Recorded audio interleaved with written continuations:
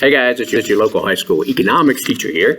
If you saw my last video, you'll notice that I'm back in my room now. We are COVID free, we have fumigated, and we're ready for business. This is not my normal work attire. It's a teacher work day. There are no kids in the building. I just want to throw that little disclaimer out there real fast before you're like, he teaches in that? No. So today we're talking about prices, raising and lowering prices. How do we do that in the economy? Do we just make up a number? If you've ever run a business, you understand this. If you've ever hired employees, if you've ever paid the bills, you understand this. But sometimes we employees who aren't involved in those kind of decisions are like, well, I know they can pay me more. Why don't they pay me more? Why is healthcare so expensive? Why does the doctor charge so much? And we start to look to non-answers for answers to our problems. So today, let's look at prices. Why do colleges charge so much? Why does it cost so much to go to school? Because you demand it. If you would not demand the nicest dorms in the world, if you would not demand all that entertainment, all those scholarships, all those opportunities, small classrooms, you wouldn't have to pay for them, right? It really is that simple. So let's take a look at prices. Sorry, I'm shaking the camera. What goes into setting the price of something? Well, number one, the cost of production.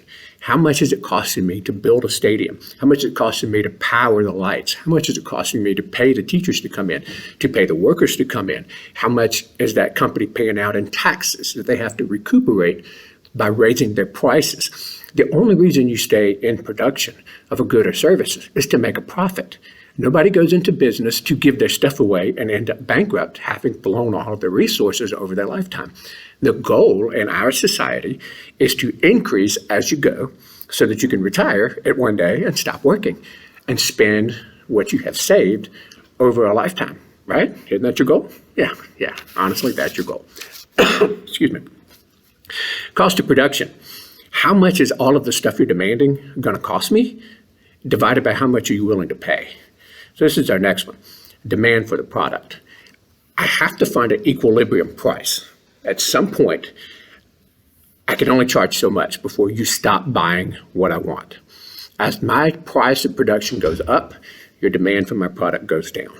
As I keep the wages low, as I keep my costs down, your demand for the product goes up. Because the cheaper I produce it, the more you want.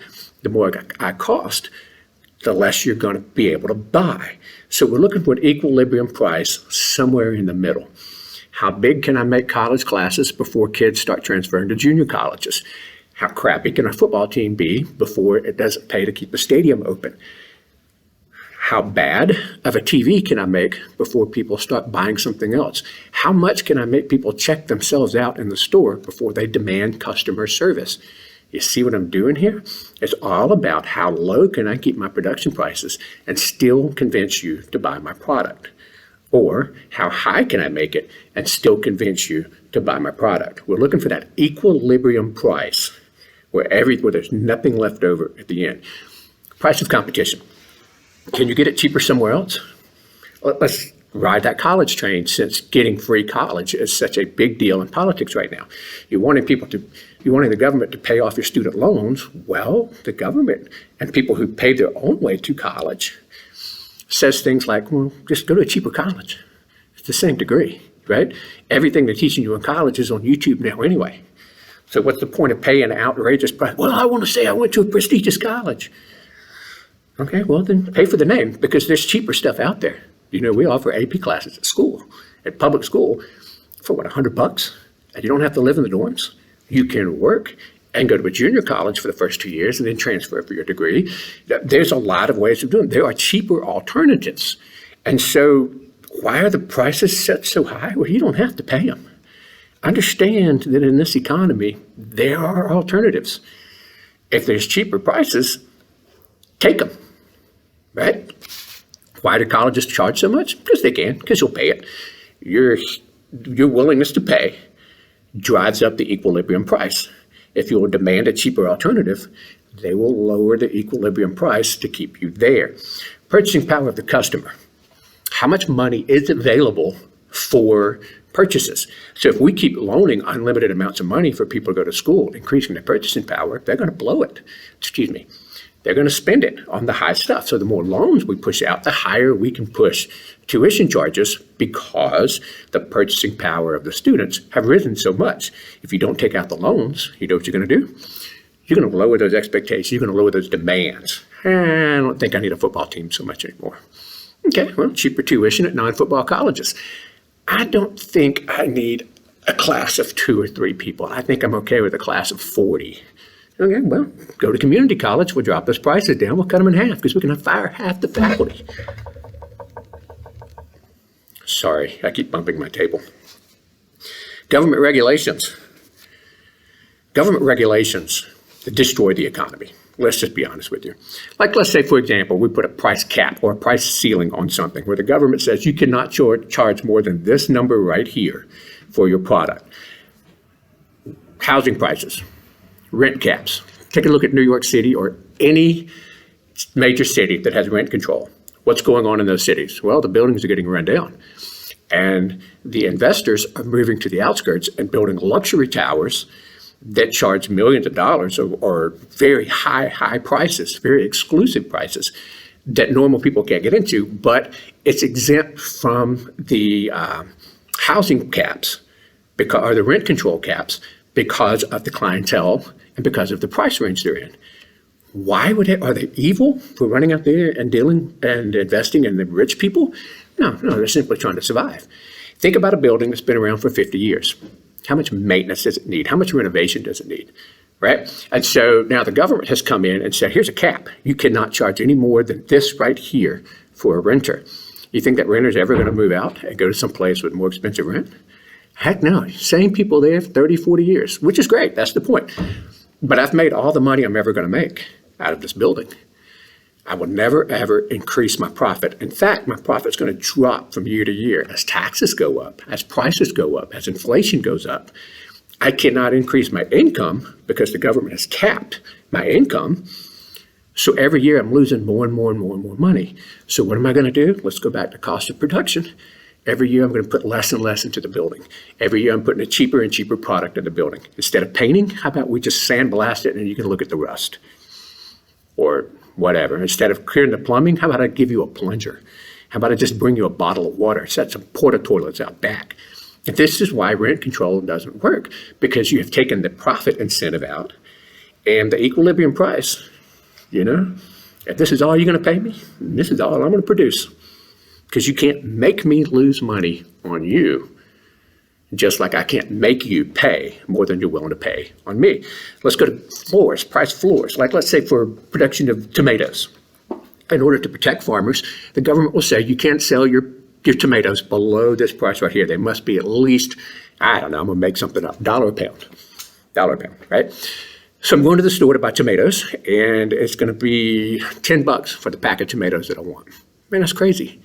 Because for $1.50, I can grow tomatoes all summer long in my backyard. I just buy me a little pack of them, throw them out on the ground, and our yard is so fertile, they will grow wild. Like we had thrown tomato seeds up against the fence and had vines running up against the fence. Why would I pay you for your expensive tomatoes? Because the equilibrium price is too high. I'm not willing to pay that much for a tomato that I can grow myself. Now, if you want to drop your price, I will start buying your tomatoes to keep me from having to go out and weed and stuff like that in the middle of the summer with the gnats and mosquitoes, right? Price floors, minimum prices, always lead to a surplus because we don't want it. We don't want it at that price, so we're not going to buy it at that price. Price ceilings always lead to a shortage. Telling me I can't charge any more than that, well, I'm just not going to make any more. People are wanting it. Hey, we need housing, we need rent, we need. But I can't make you produce it if you're not going to make any money off of it. See what I'm saying? Finally, marketing. Marketing is basically creating an artificial shortage.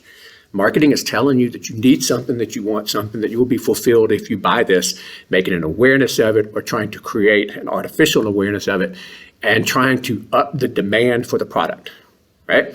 Some things are super mega expensive because they have really cool commercials. Are they better quality than the other stuff?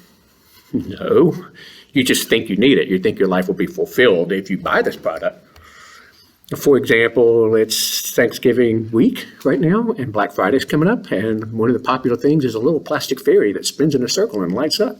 You pull the string, And they're selling these things for ungodly prices. You know, when I was a kid, we got those for free in Happy Meals. Yeah, but nobody knew about it. It's a Happy Meal. Now they run on the commercials. Your kids are like, oh my God, I got to have it or I'm going to die. And they're jacking the prices up because there's an artificial need created through marketing. Yeah, the more the government says you need it, the more you're going to think you need it and you're going to go out and get it. So let's summarize real quick because this is starting to get kind of long. Prices. How do we control prices? Hey, you got to keep the cost of production low. If you want cheap stuff, it has to be cheap to produce. The more expensive it is to produce, the more they're going to charge you for it. Because people don't get into making products and services to lose money.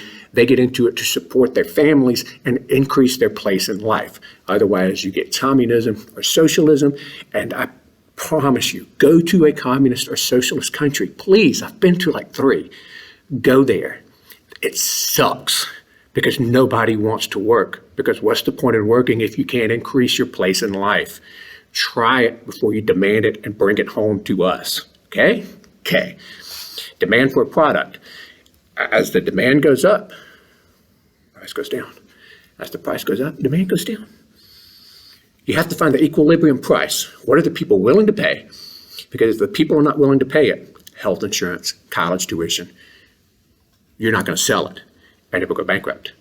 And we will readjust the markets, okay? If you think your school is too expensive, find, number 3, an alternative product that's cheaper.